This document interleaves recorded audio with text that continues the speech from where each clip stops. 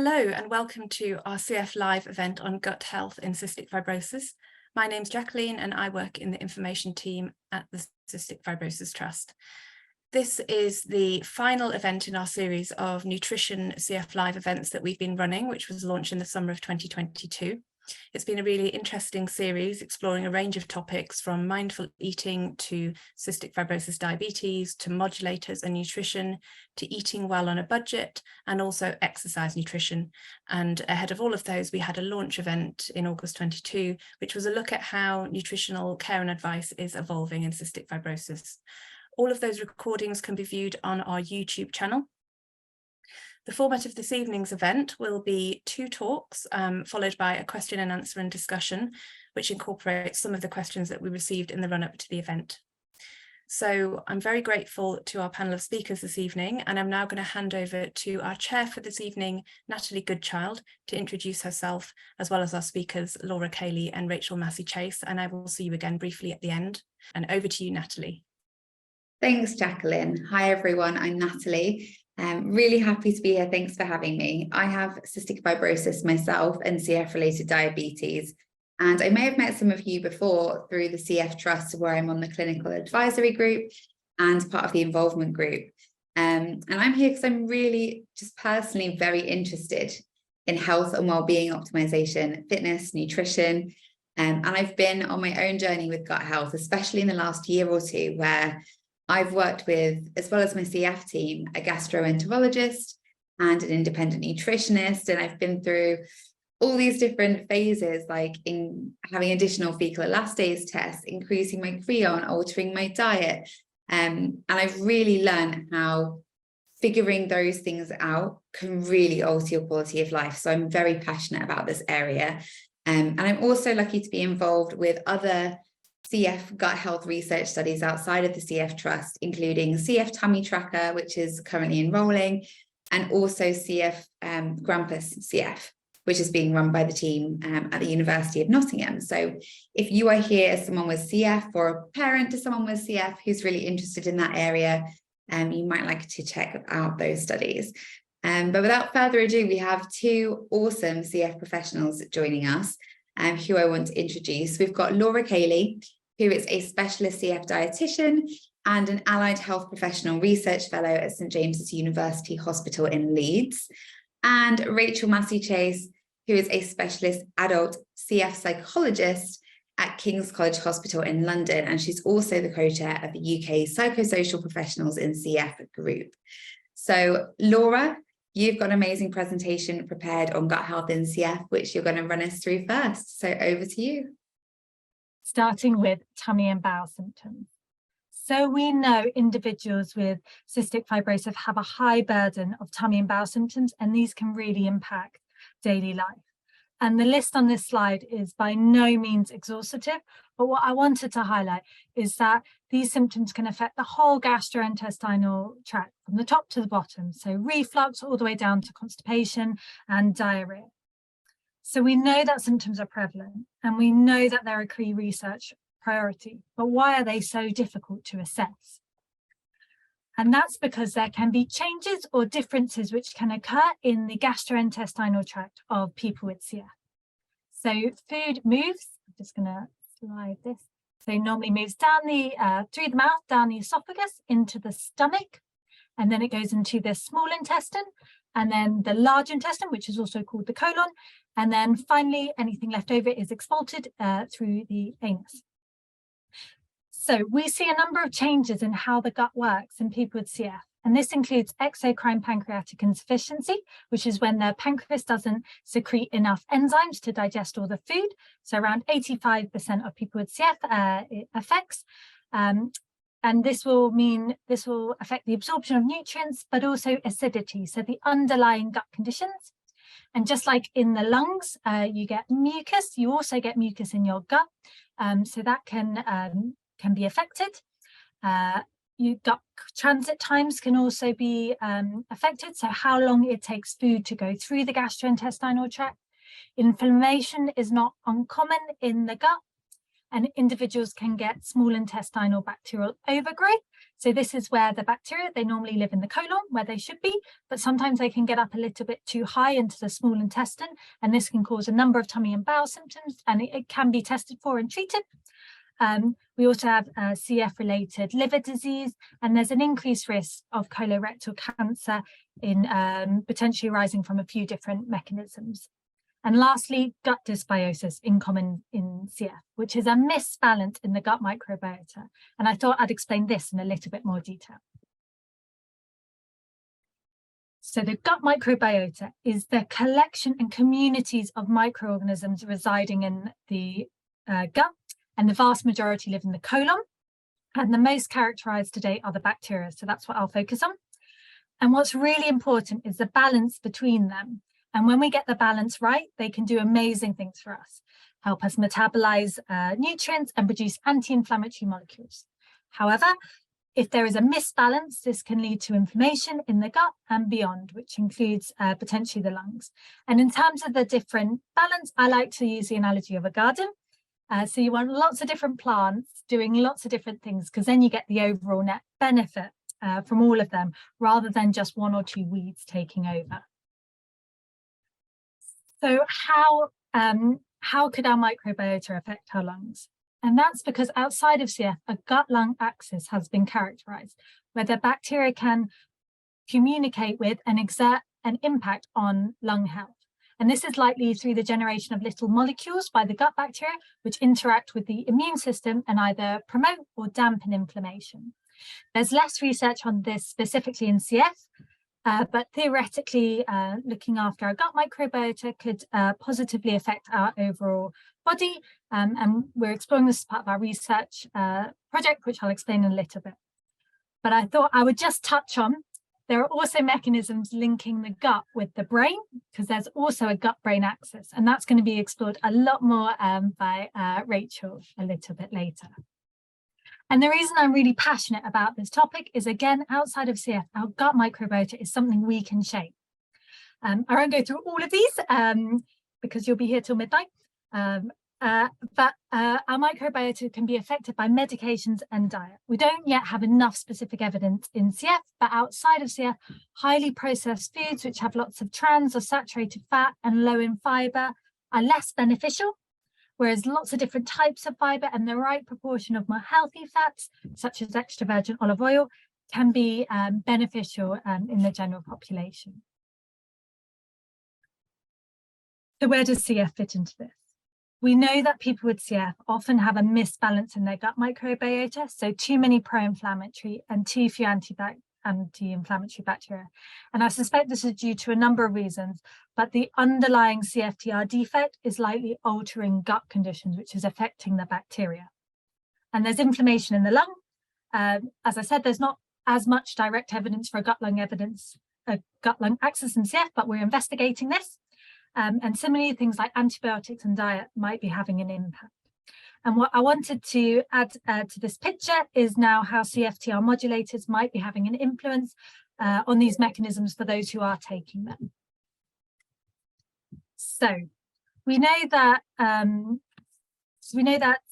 CFTR modulators, particularly triple therapy and IV catheter, have have been with weight gain. Our early preliminary data indicates it may not simply be a case of eating more sensor medications, but other factors may be coming into play, including reduced energy requirements. And I'm sharing this data really early as potentially it's helpful, because I can appreciate it's difficult to navigate such rapid changes and not being able to fully tally or having to reconfigure that balance with what your body now needs.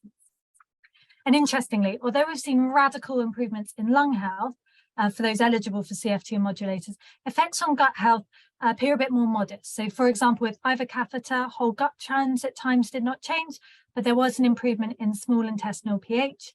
Inflammation has been shown to improve, but more research on this is ongoing. And improvements in GI symptoms have been seen, albeit not a radical resolution of them. And when not everyone can access these or tolerate modulators, but for those who are on them, I just wanted to give this overview. So let's bring all the science together and have a think about diet, so what we eat. And I wanted to acknowledge the complex journey I can only imagine some of you have been on in terms of recommendations shifting as nutritional status and lifespan increases. And managing diet is on top of a lot of other medical and personal factors. So, for example, some individuals will have shifted from originally low-fat recommendations to high-fat, which is really important to highlight, essential at the time and potentially associated with significantly improved survival, as seen by this graph, where the Toronto group were recommended a higher fat diet and they had a higher survival than those who were recommended a low-fat diet at the time. But currently it all feels a little bit more up in the air, whether we need to look at fibre again. We still need to think about the risk of DIOS. Do we need to shift salt intake with modulators? What about probiotics?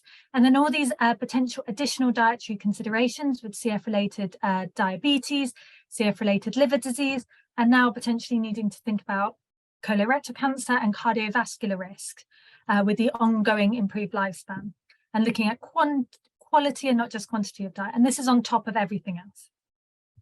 And I think this is a pivotal moment where we can transition together to transition intake to match improving lifespan. So we're not just living longer, but living well. And potentially we can see this as a positive and exciting chance to redefine wellness and diet in CF. And this is an editorial that I published with Daniel Peckham, who's was my supervisor for the project. And it highlights that we may need to update and rethink about nutrition and diet in this new era. However, what this actually looks like in terms of dietary intake, evidence and recommendations are currently far more limited. So these are the 2023 updated American guidelines, which were the most recent I could find. So we're having to give advice based on clinical judgment and taking an individualized approach.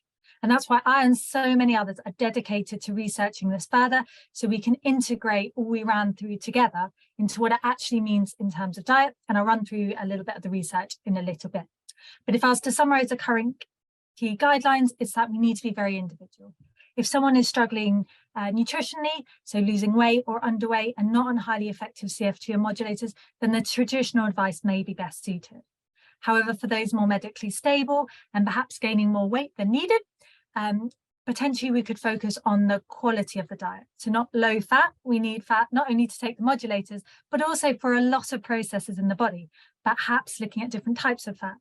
So less processed and more natural forms like olive oil, nuts, and a greater focus on more healthful foods and diversity in the diet. So lots of different healthy fruit and vegetables, beans, lentils, and whole grains. And this may help not only with our gut health, but potentially heart health and diabetes.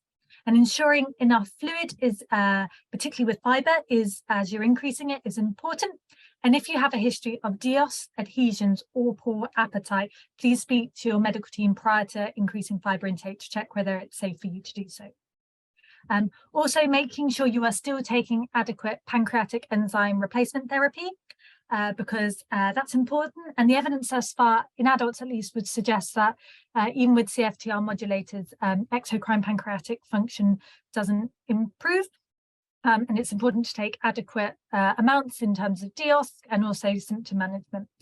So symptoms of malabsorption to monitor for, so like very pale, sticky stools, that maybe they stick to the pan, they're hard to flush, or you can have an oily film. So like if you have oil in a puddle, you can get that slight glimmer, that can be an indication, and also a particularly offensive smell. Right, so I know I'm going to be asked about probiotics. And in short, I don't think there's enough evidence specifically in people with CF, and I don't think we can extrapolate evidence from non-CF individuals because our microbiota is so different. So in CF, there may be a reduction of intestinal inflammation, but studies have not shown an overall overwhelming benefit, and they all use different strains and different doses, and I can't personally advocate their use at present. If you choose to take them and feel a benefit, that is your choice. But the reason I think we need CF-specific research on probiotics is because we ran through together that the gut can be working a little bit different in CF, and if the environment's different, that will not only affect what bacteria colonize, but also how they work. And I think it's really important we do further research specifically in people with CF, to know first and foremost, are they safe, but also are they effective? So until then, I can't really advise more specifically. But the dietary changes we discussed might help encourage a healthy gut microbiota balance. Like I said, we don't have the specific evidence, but we're on this journey together, trying to piece together until we have until we find out more. And I think I'd focus on the quality of the diet. So making gradual and sustained changes. So what one healthy food could you add in this week? And what about adding another one the week after? And how does that make you feel? How are your energy levels? And build on that. I would say, as a suffix for fibre, I would recommend increasing it slowly to allow the gut to adapt, or else you will get an awful lot of flatulence or wind. And that's just because the gut microbiota will be a little bit overexcited about all the fibre, and that can cause a lot of gas, but your gut will settle. So just making gradual, sustained changes will mean it's the most comfortable way, if that's the right thing for you. And so lastly, I just wanted to run through. So I'm so fortunate to be funded by the CF Trust as part of SRC number 12, led by Professor Daniel Peckham. I'm also supervised by Dr. Helen White. And we're currently analysing data on the gut microbiota, dietary intake, tummy and bowel symptoms, and the links between these and the gut-lung axis, both with and without CFTR modulators. And I'm sure you can appreciate it takes a huge amount of to analyse fully and give the answers we need, but results are due shortly, and I'd love to share them with you when you're out. But the key findings so far are that we found that those with CF-related diabetes had a higher burden of tummy and bowel symptoms than those without. We published the first study combining UK data with German data to find a change in abdominal symptoms with triple therapy. We also have some very early preliminary data on changes in the gut microbiota with triple therapy, showing some improvements, which is encouraging. We're also investigating potentially why people with CF put on weight with triple therapy. And this is a really important area. And there is a new strategic research centre grant funded by the CF Trust, which we're also part of, which is exploring this further, including MRI. And I think Natalie will give a little bit more details on that ongoing work in a minute. So I hope that's been a helpful overview. I want to thank particularly Professor Daniel Peckham and Helen White, who are my fantastic supervisors. And I know there are still so many unanswered questions, and we're working hard to research and answer them. And we have ideas for future research so we can unite for a life unlimited and hopefully transition and nourish our gut microbiota from weeds to a more diverse and healthful balance. And I'd encourage you to speak to your dietitian and medical team about any specific issues to you. But at the end, I'll be happy to take any more broad questions. Thank you. Amazing. Thank you so much, Laura. So if you have any questions that are very specific to what Laura said, please do pop them in the chat. I'll be moderating that and bring up anything at the end.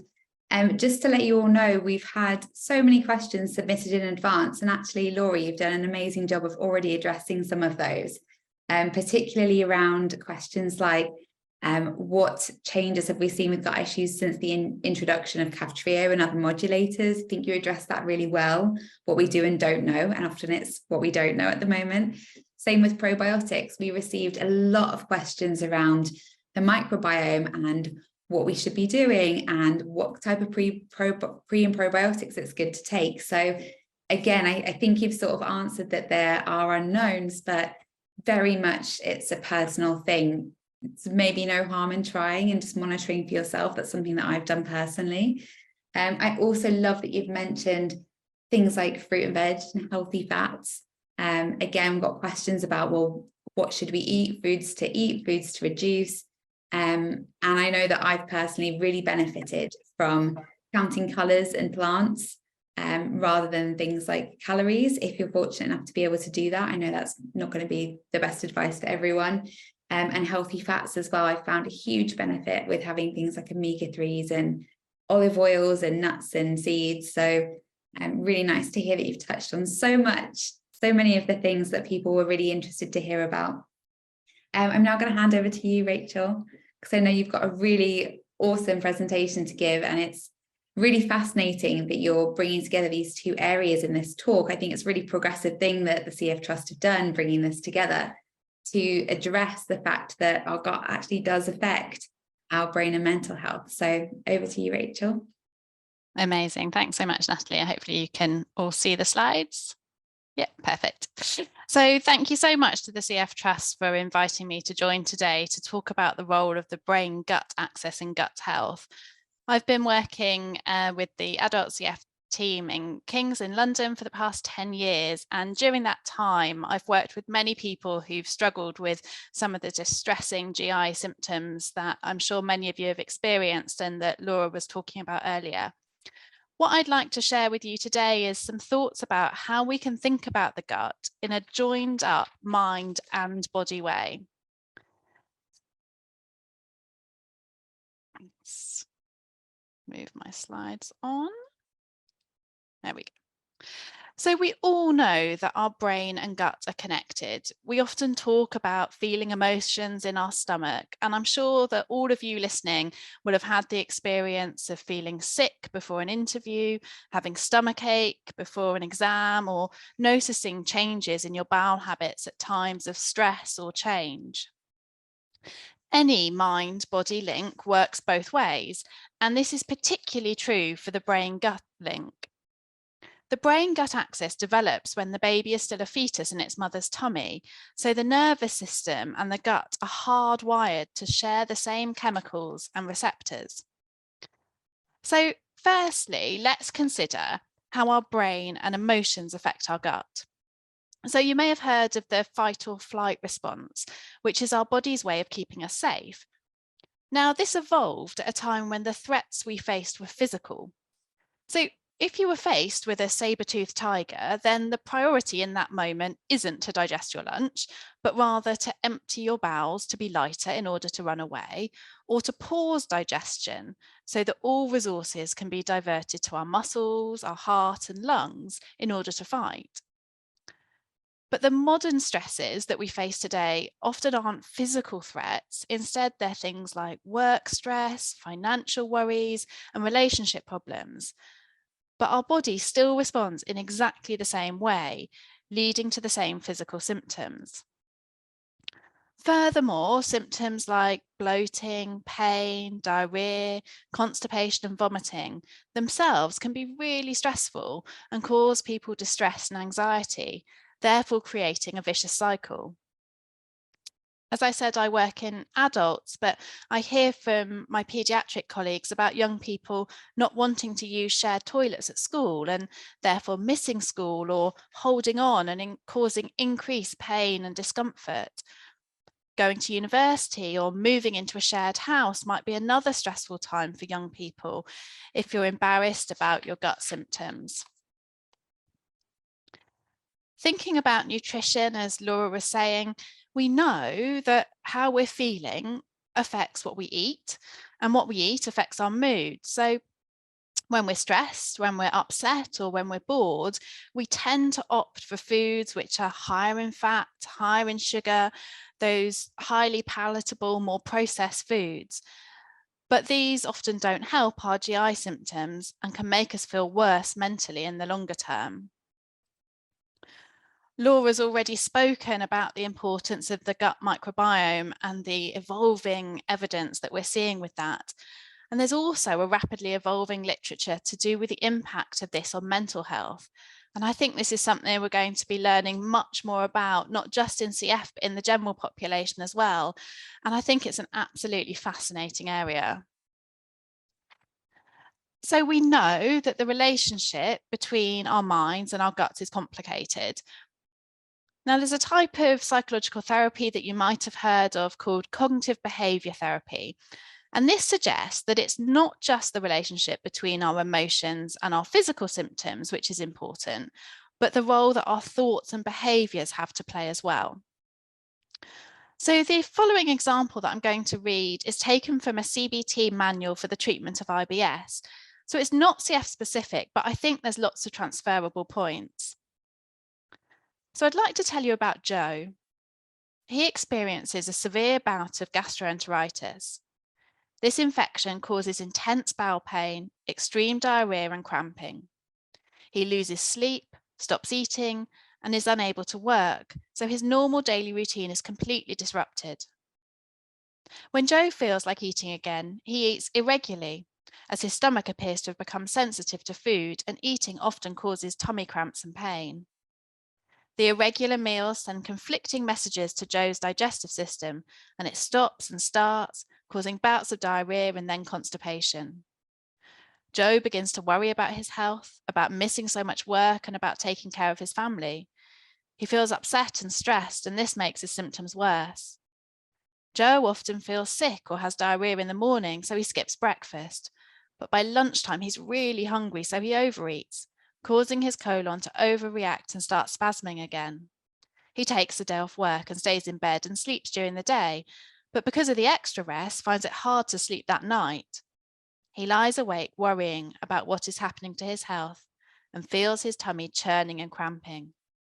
Because he's taken a day off, he works extra hard the following day, which only serves to increase his stress and make his bowel symptoms worse. So we can see that in a situation like Joe's, there are several vicious cycles that he's getting caught in with regards to his thoughts, emotions, and behaviours.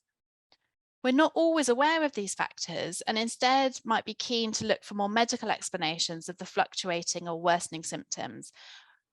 But without pausing to think about the impact of these thoughts and behaviours, there's a possible risk of getting caught in a cycle of increasingly medically managing these things. So let's look at another example.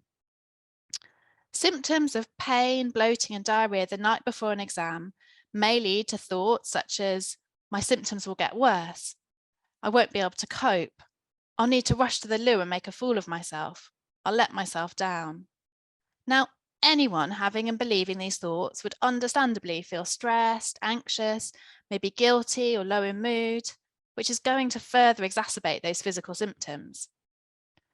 With regards to behaviour, as we heard in Joe's story, erratic eating such as skipping breakfast and overeating at lunch sends mixed messages to the gut, and the symptoms that this causes may reinforce thoughts about symptoms getting worse. Avoidance and what we sometimes call safety behaviours may help in the short term, but in the long term, they reinforce that something bad would have happened if you hadn't performed that behaviour and don't give you the opportunity to test out your beliefs and build your confidence. There's also a really important role of attention in this cycle. So if you're concerned about a particular symptom, then it makes sense to monitor or pay attention to it. However, doing this can actually make things worse, and we call this hypervigilance. So to demonstrate this, I'd like you all to spend just a few moments focusing on your tongue. Really think about how it feels in your mouth, its size, its shape, how it dominates your mouth. Is that normal? Is that how other people's tongues feel? Now, try swallowing 3 times and notice those sensations. Are you able to swallow properly? Is that how you usually swallow? Now, before I started asking you, you probably weren't even noticing or thinking at all about your tongue. There's something that you previously wouldn't have noticed with increased attention can start to dominate your thoughts. And if you interpret those potentially harmless signs as threatening or dangerous, then it's going to increase your anxiety. Now, this increased attention can be an internal process, or it might be something that's a bit more external in terms of increased monitoring, for example.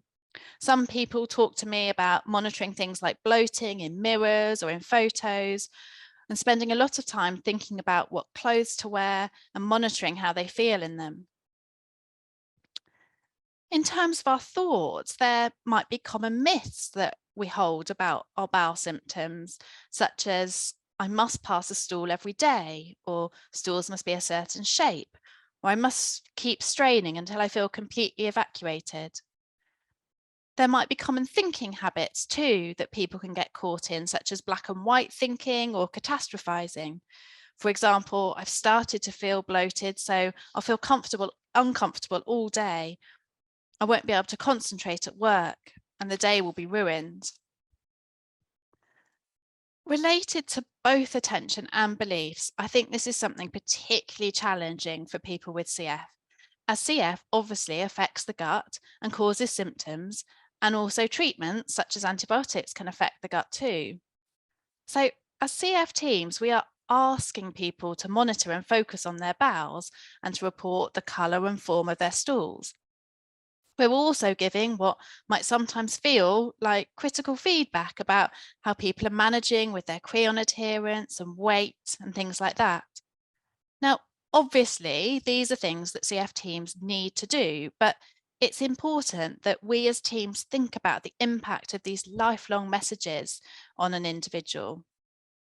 It's important for people with CF to be able to pay attention to gut sensations and report things when they're worried about them. But we want people to do this in a way that doesn't become hypervigilance, and that's a really tricky balance. So the way that I sometimes describe it to people is it's a bit like your car alarm and how sensitive that is. So you want your car alarm to be sensitive enough that if someone's trying to break into your car, it goes off, but you don't want it to be too sensitive so that if the wind blows or the neighbour's cat brushes past, that it goes off then as well. And getting that balance is really hard. So in clinic and in hospital, we're talking a lot about people's bowels, but this isn't the case in the rest of society, is it? Small children have absolutely no qualms announcing to a room full of people that they need a poo. But at some point this changes. And in the general population, people stop talking about their bowel habits. This means that there's much less opportunity to identify or challenge potentially incorrect or unhelpful beliefs, and people tend not to even question them. We see our beliefs as facts and not thoughts. And many people with CF talk to me about how much it can be a taboo and they feel they can't talk about the symptoms or the things that they struggle with, how embarrassed or uncomfortable they feel perhaps using toilets at work, particularly if they work in an open plan office when it's going to be obvious that they're using the toilet.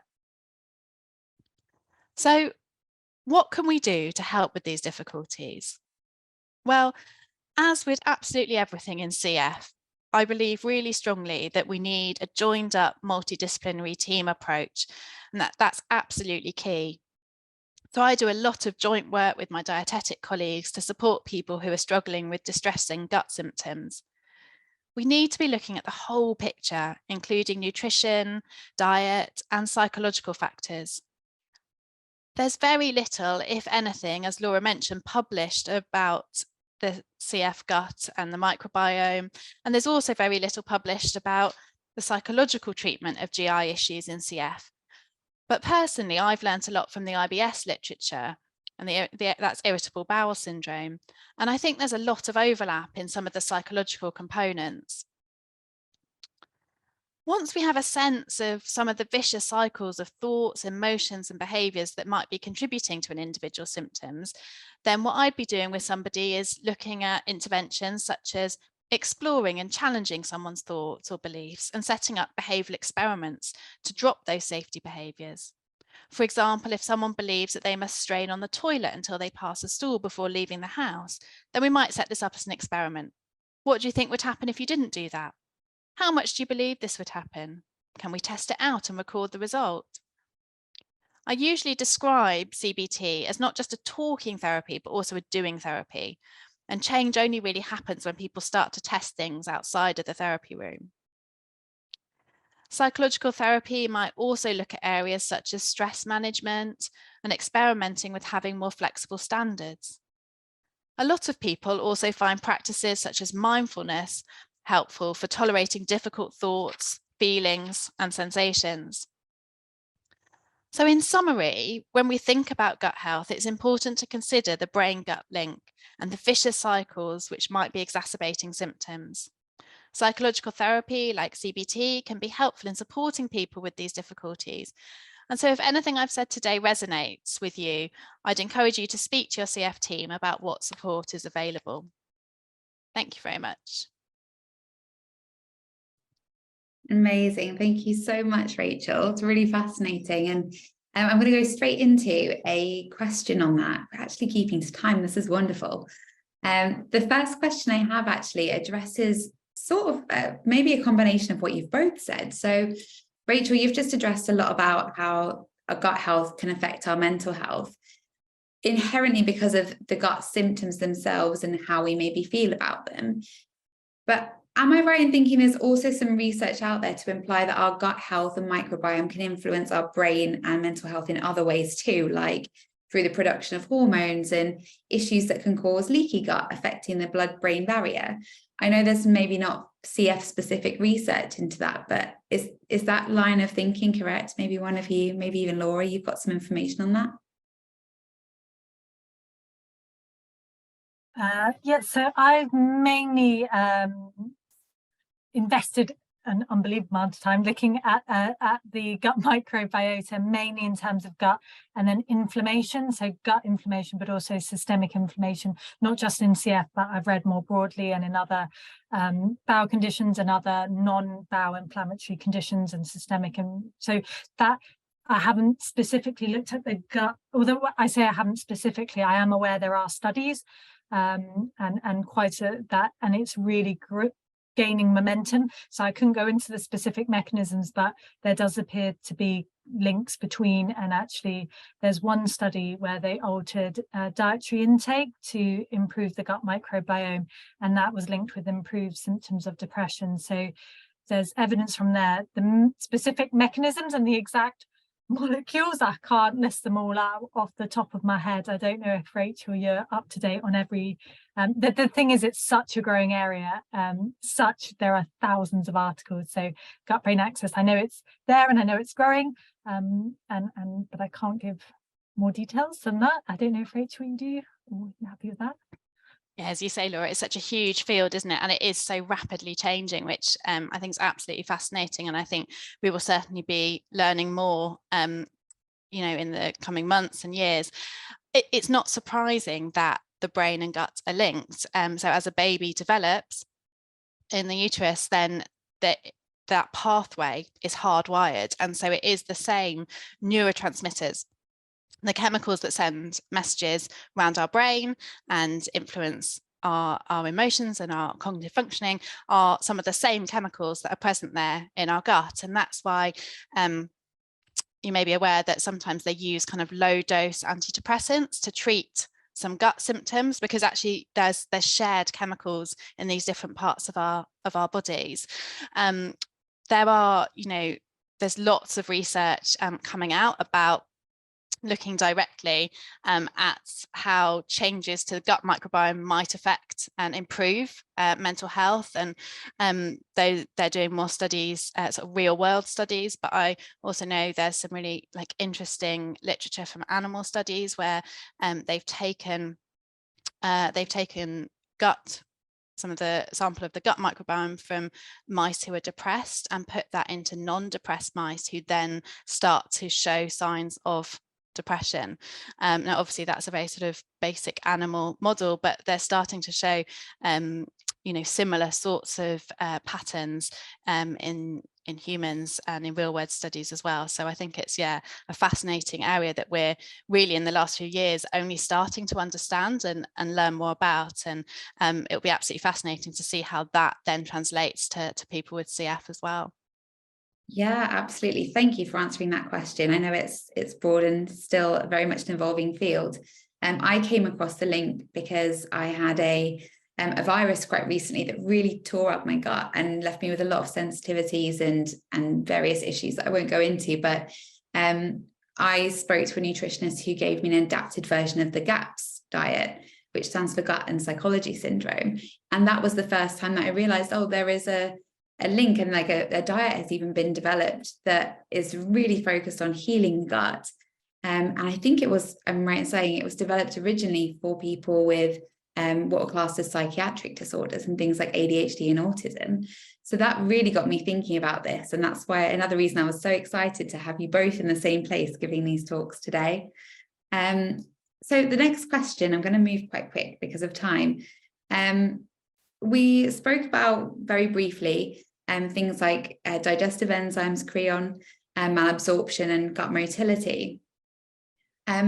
I want to kind of understand how someone might know if they're having enough Creon or maybe too much. What are the risks of not dosing it correctly? I know from my perspective, I grew up thinking that I was fine so long as I wasn't having diarrhea and fatty stools. But actually I was much more prone to the other way and being more constipated and slow gut motility. And I didn't realize for a very long time that could also be a symptom of not having enough Creon. And when I increased mine, my gut symptoms actually really improved. So can you speak a little to that, how people might know if they're having enough Creon and the risks of not dosing correctly that we might not be aware of? Yeah, I think it's a very good question. I think it's really, really tricky to get the balance right with Creon, and it's because we're trying to mimic what the pancreas does, and that's quite hard to do exactly. And so it's not, and there's a dosing of Creon, but there's also how you're taking it. So it's really important to not take it with a hot drink because it's an enzyme and it will dissolve. And also taking it just before your meal, but some people sometimes need to split dose, so take it an extra dose if they're having a particularly long meal because it won't last. And that's why it's individual, because if everyone's gut's different, if everyone's transit time's different, if everyone, the pH, so the how acid your gut is, that will affect when the enzyme is released. So there are so many factors making it quite difficult. So what I'm trying to say is don't blame yourself if you're finding it hard to get it exact, because there are lots of reasons which are, but I think symptom monitoring is really important. Fatty stools but is a really good way, but also just oil droplets, or if it's really difficult to flush, really floating, offensive cells sticking to the pan can sometimes get a slight grey colour. They're sort of symptoms to look out for. And I think in terms of a risk of, you want to make sure you're taking adequate, because in terms of DIOS risk, adequate per is really important. Potentially, we're not experts with DIOS. I know it's my background's not in CF before I did the PhD, so I'm not an expert with DIOS, but from what I understand, that is one of the main key recommendations, is making sure adequate. In terms of risks of too much enzymes, there was a risk of fibrosing, there was some damage with the bowel with really high doses. So that's why I would discuss with your dietitians and your medical team to make sure you're taking enough. Often people under rather than overdose, but it is possible to take too many and that can do damage. I'd make sure you're not at the maximum dose recommended, but your medical team will, and particularly your dietitian, because you titrate with fat intake, they're going to be the best to sort of have that discussion of the nitty-gritty of matching bowel symptoms with that. And I know, was there a question about whether pancreatic and the microbiome? Was there a question on that? Yeah, well, there were so many questions on the microbiome. There was a question, I think, submitted in advance that was, do just digestive enzymes impact the microbiome? And we've also just had a comment in the chat that was about DIOS and the microbiome, like trying to make improvements being really difficult. So anything that you can speak to around that would be great. Tackle both, I thought, while on topic. So there's not any specific evidence in CF with regards to how pancreatic enzyme replacement therapy affects the gut microbiome. There are a lot of mechanisms affecting the gut microbiome in CF.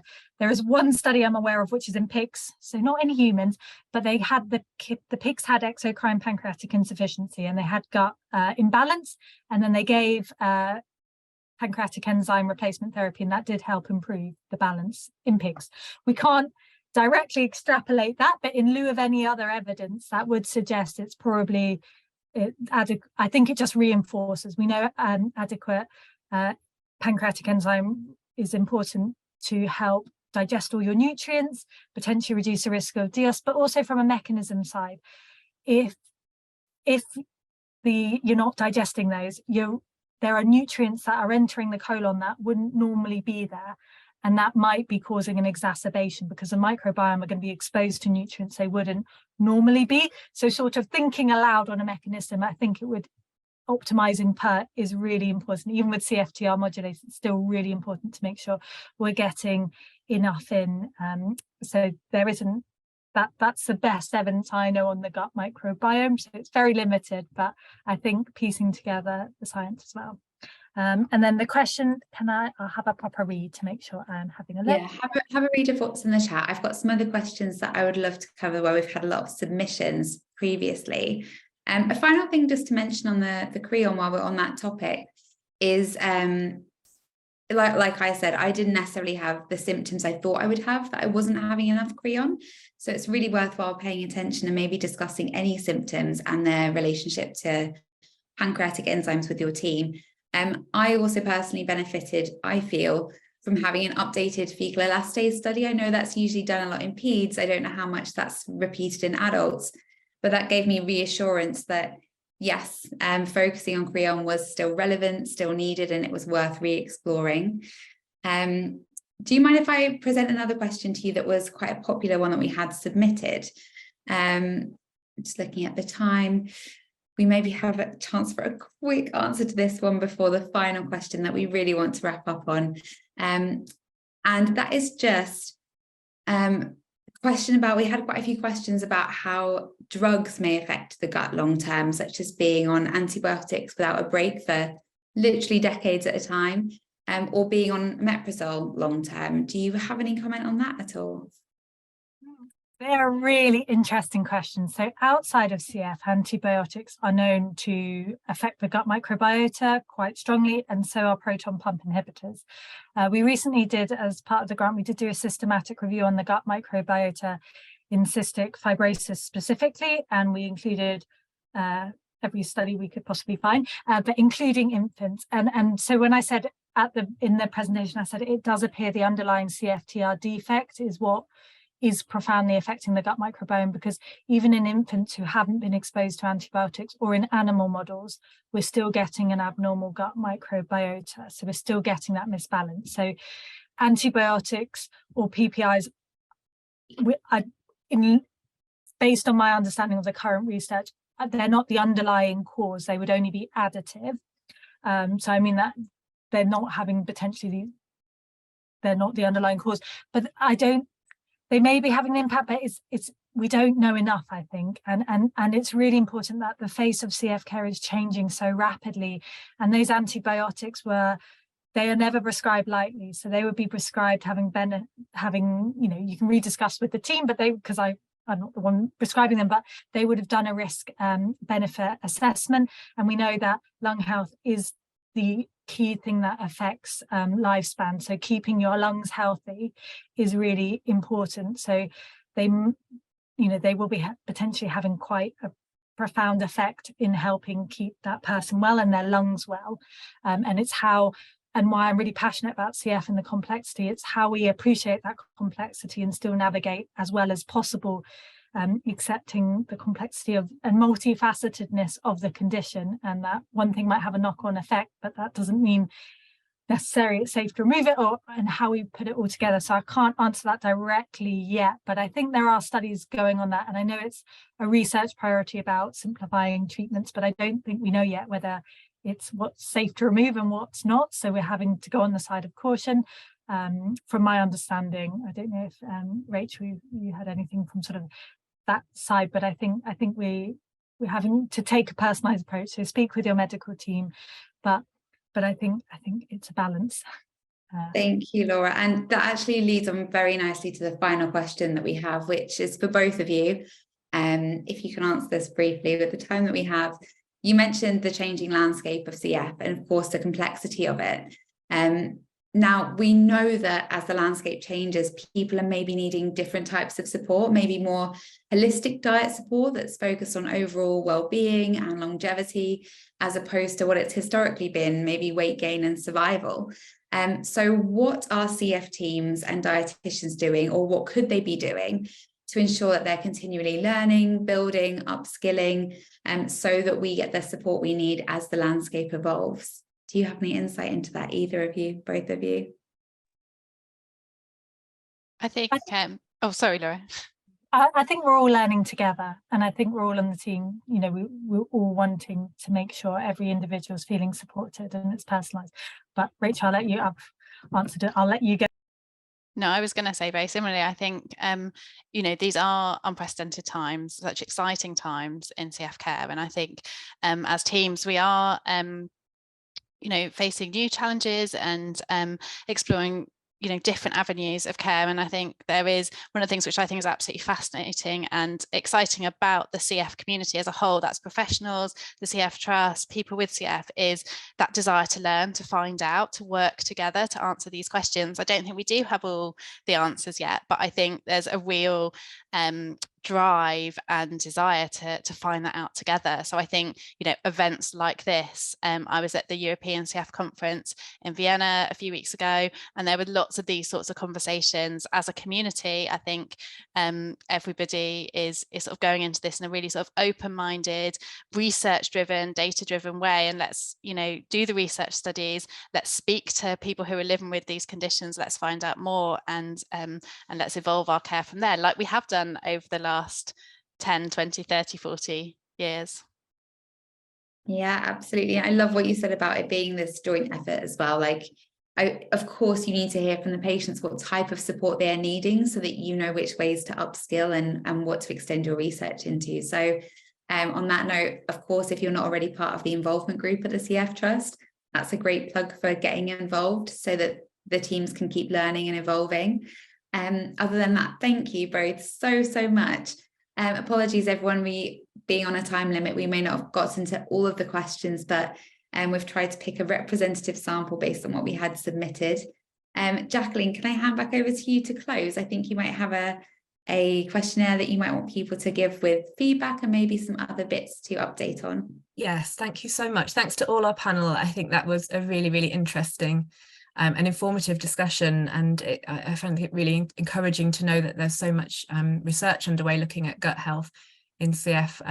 As Rachel's mentioned, as has been mentioned by everyone, I think the CF community is such a collaborative and supportive community, so I think it's going to be really great to hear more about this topic as we learn more, and particularly the links that have been discussed around the links between gut health and mental health. So before we finish, I just wanted to let you know a couple of things. So we actually have a suite of nutrition leaflets that are developed in collaboration with the specialist dietetic group in cystic fibrosis. So we have around 22 leaflets covering all aspects of nutrition, including GI health. So I think my colleague is going to put a link in the chat to those, and please do have a look at them, and please let us know if there are any topics in there that aren't covered that you'd like us to look into in more detail. As Natalie mentioned, we do have a short feedback questionnaire that my colleague is going to put in the chat.